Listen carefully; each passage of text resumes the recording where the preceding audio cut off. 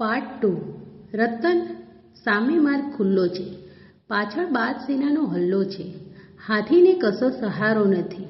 બચવાનો એકે આરો નથી. દોડ્યો જાય છે. હાંફળો ફાંફળો દોડ્યો જાય છે. હિંમત એકઠી કરીને દોડ્યો જાય છે અને પાછળ દે માર કરતી બાદ સેના આવી રહી છે.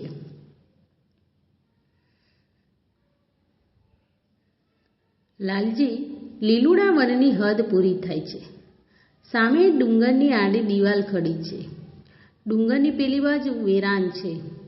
ડુંગરની સાંકડી ઘાટીમાંથી હાથી બહાર નીકળી જાય છે અને આમ હાથી હદ પાર થાય છે. કરુણાશંકર, હાથી ભૈયા, તને આ શું સૂઝ્યું? રોજ સવાર સાંજ પેલા આંબાની ઘેરી ગટામાંથી એ દર્દભર્યો અવાજ આવતો હતો. એ અવાજ ધોળી કબૂતરીનો હતો. હાથીની એ ધર્મની બહેન હતી. ભૈયાએ કરેલા અપરાધથી એ ગમગીન હતી. એની હદ પારીથી એ બેચેન બની હતી. એ હર ઘડી મૂંગું કલ્પાંત કરતી હતી. દિવસો પર દિવસો વીતતા હતા.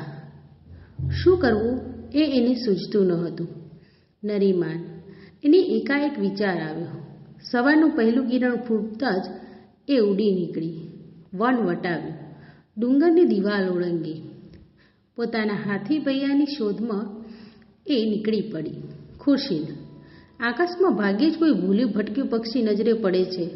ધરતી પર ભાગ્યે જ કોઈ પ્રાણી આંખે ચડે છે. નાના નાના ઝાડવાથી ધરતીના છેડા સુધીનો આખો પટ છવાયો છે. એકાદ આછું પાતળું ઝરણું વહી રહ્યું છે. આખા વેરાન પટમાં એ એકલી જ આંખ ઠારતી લીલી પટ્ટી છે. એ પટ્ટીના ઝાડવાના આછા અધૂરા છાયડામાં હાથી શરીર સંકોચીને પડ્યું છે. પોતે કરાયેલા પાપનો એને પસ્તાવો થાય છે. ફાલ્ગુન, એને કોઈકની પાંખોના ફળફળાટનો ભાસ થાય છે. એ ગેનમાંથી જાગે એ પહેલાં જ એક ધીમો મીઠો અવાજ એના કાને અથડાય છે.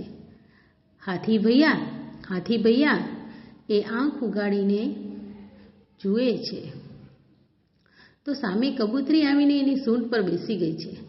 આશ્ચર્યથી અને આનંદથી એ બોલી ઉઠે છે, કોણ? મારી કપૂરી બહેન? એને એની આંખમાંથી બોર જેવડા આંસુ સરી પડે છે.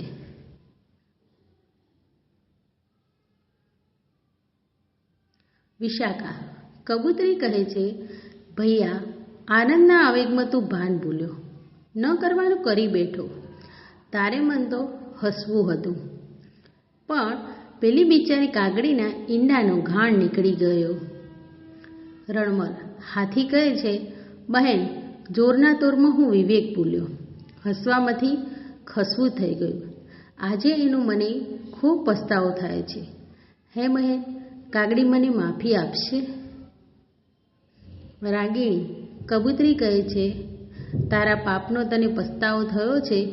એ પસ્તાવામાં તારું અભિમાન ઓગળી ગયું છે. તું કાગડીની માફી માંગવા તૈયાર થયો છે. મારા મનમાં એક વિચાર આવે છે. હું પક્ષીઓના રાજા ગરુડ પાસે જાઉં અને તારે માટે દયાની યાચના કરું. સાચા દિલનો પસ્તાવો કરનારને માફી મળે જ છે. ધીરજ, અને કબૂતરી ઉડીને સીધી રાજા ગરુડ પાસે પહોંચી ગઈ. ગરુડે કબૂતરીની વાત સાંભળી. એણે હાથીની હદપારીની સજા.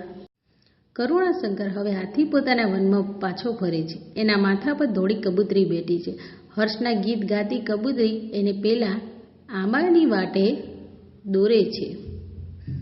ધીમી ગતિથી એ આંબા નીચે આવીને ઊભો રહે છે. એ ધીમેથી સૂંઢ ઊંચકે છે અને લાંબો ચિત્કાર કરે છે. એ ચિત્કારથી આંબાની કુંજો ગુંજી ઉઠે છે.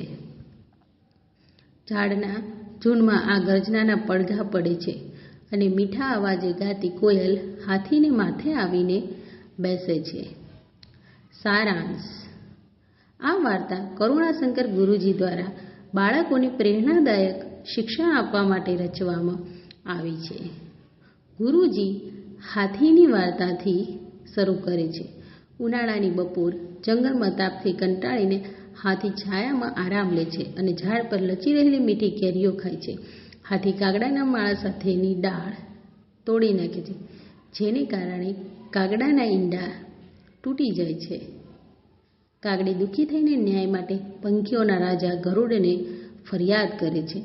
ગરુડ હાથીને દેશવટાની સજા આપે છે. હાથીની ધર્મબહેન ધોળી કબૂતરી હાથીને પસ્તાવા અને માફી માટે પ્રેરિત કરે છે. કબૂતરી રાજા ગરુડ પાસે દયાની યાચના કરે છે. ગરુડ હાથીને માફી આપે છે અને હાથી જંગલમાં પાછો ફરે છે. આ વાર્તા બાળકોને નૈતિક શીખ આપે છે કે માનવતા, પસ્તાવો અને માફીની ભાવના જીવનના મહત્વપૂર્ણ અંગો છે.